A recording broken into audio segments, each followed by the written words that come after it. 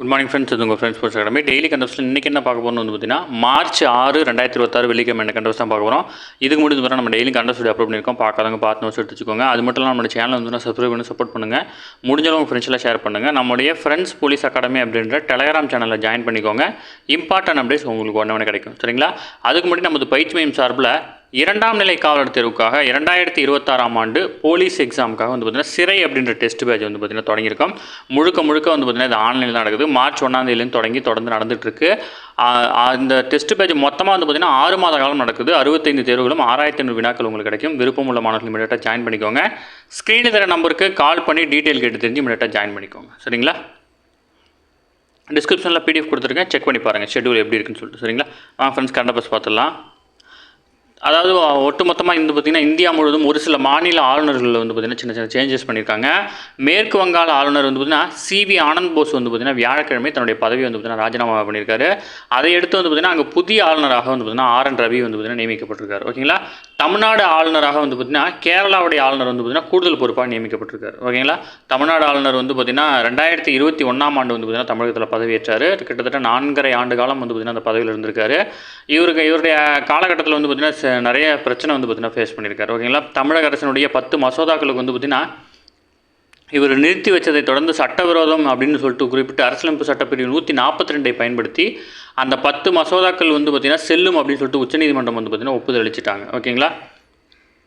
அடுத்தா வந்து பார்த்திங்கன்னா அதேமாதிரி வந்து பார்த்திங்கன்னா சட்டப்பேரவையில் வந்து பார்த்திங்கன்னா நிறைய மசோதாக்கள் வந்து பார்த்திங்கன்னா நிறுத்தி வச்சிருக்காரு அப்படின்னு சொல்லிட்டு ஒரு வழக்கு தொடரப்பட்டு அதுக்கு ஆளுநர் மற்றும் குடியரசுத் தலைவருக்கு வந்து பார்த்திங்கன்னா காலக்கெடு நிர்ணயித்து உச்சநீதிமன்றம் வந்து பார்த்திங்கன்னா தீர்ப்பு வெளியிட்டாங்க.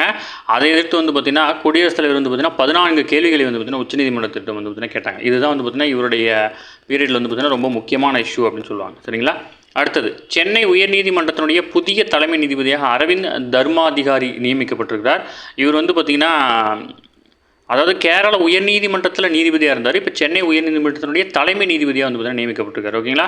குடியரசுத் தலைவர் இந்திய அரசியலமைப்பின் கீழ் உள்ள அதிகாரங்களை பயன்படுத்தி உச்சநீதிமன்ற தலைமை நீதிபதியுடன் கலந்தாலோசித்து பிறகு வந்து பார்த்தீங்கன்னா நியமிச்சிருக்கிறார். ஓகேங்களா? இதுதான் அந்த பேட்டர்னை, அதை மட்டும் ஃபாலோ பண்ணிக்கோங்க.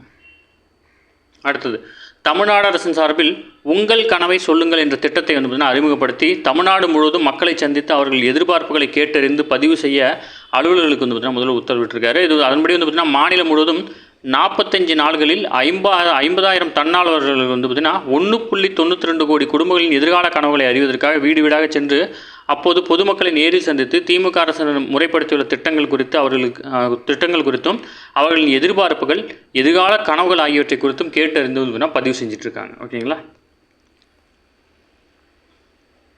அடுத்து நம்ம மேலே பார்த்தோம் இல்லையா, புதியதாக சென்னை உயர்நீதிமன்றத்துக்கு தலைமை நீதிபதி வந்து நியமிக்கப்பட்டிருக்காருன்னு சொல்லிட்டு சென்னை உயர்நீதிமன்றத்துடைய முந்தைய தலைமை நீதிபதி வந்துன்னா MM ஸ்ரீவஸ்தவா. இவர் வந்து பார்த்திங்கன்னா பணி காலம் வந்து பார்த்திங்கன்னா அவருக்கு முடியுது. சரிங்களா?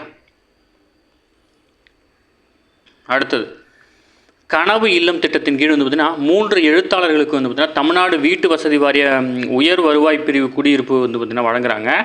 சென்னை தலைமைச் செயலகத்தில் புதன்கிழமை நடைபெற்ற இதுக்கான நிகழ்ச்சியில் வந்து பார்த்திங்கன்னா செம்மொழி தமிழ் விருது பெற்ற தாயம்மாள் அரவாணன் அவர்களுக்கும் புதிய தரிசனங்கள் என்னும் நூலுக்காக சாகித்ய அகாடமி விருது பெற்ற பொன்னீலன் அவர்களுக்கும் திருநெல்வேலி எழுச்சியும் வஉசியும் 1908 அப்படின்ற நூலுக்கு சாகித்ய அகாடமி விருது பெற்ற ரா வெங்கடாசலபதி அவர்களுக்கும் வந்து பார்த்திங்கன்னா இந்த வீடுகள் வழங்கப்படுது. ஓகேங்களா? இவங்களுடைய முக்கியமான நூல்கள் பெயர் பக்கத்திலே கொடுத்துருக்காங்க, அப்படியே போட்டு எழுதி வச்சுக்கோங்க. சரிங்களா? அடுத்தது வாட்ஸ்அப் மூலம் வந்து பார்த்திங்கன்னா ஆம்புலன்ஸ் சேவை வந்து பார்த்திங்கன்னா ஆம்புலன்ஸ் சேவை அப்படின்ற திட்டத்தை வந்து பார்த்திங்கன்னா தமிழ்நாடு மக்கள் நல்வாழ்வுத்துறை அமைச்சரான மா சுப்பிரமணியன் அவர்கள் வந்து பார்த்திங்கன்னா தொடங்கி வச்சிருக்காரு. அதாவது வந்து பார்த்திங்கன்னா அதாவது ஆம்புலன்ஸ் சேவை வந்து பார்த்திங்கன்னா எங்கெங்கே எந்தெந்த எவ்வளோ நேரங்களில் கிடைக்குது அப்படின்னு டேட்டா கொடுத்துருக்காங்க. பெருநகரங்களை பொறுத்தவரை 6.59 நிமிஷத்துலையும், இதே மாதிரி நகர்ப்புறங்களில் 9.40 நிமிடங்களும், கிராமப்புறங்களில் 11.31 நிமிடங்களையும், மலைப்பகுதியில் இருந்துச்சுன்னா 13.18 நிமிடங்களையும் இந்த சேவைகள் கிடைக்குது. இதை மேலும் விரைவுபடுத்தும் விதமாக வாட்ஸ்அப் மூலயமா வந்து பார்த்திங்கன்னா உங்களுக்கு ஆம்புலன்ஸ் புக் பண்ணுற அந்த ஸ்பெசிலிட்டி வந்து பார்த்திங்கன்னா ஏற்படுத்தி கொடுத்துருக்காங்க.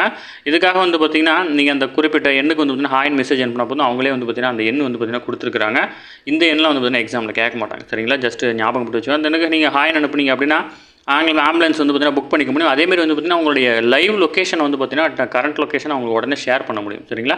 அதனால் ஆம்புலன்ஸ் வரத அந்த தாமதம் வந்து பார்த்திங்கன்னா இன்னும் கொஞ்சம் குறையலாம், அந்த வர காலகட்டம் இன்னும் குறையலாம் அப்படின்னு வந்து பார்த்திங்கன்னா திட்டம் தொடங்கி வச்சுக்கிட்டுருக்காங்க. சரிங்களா?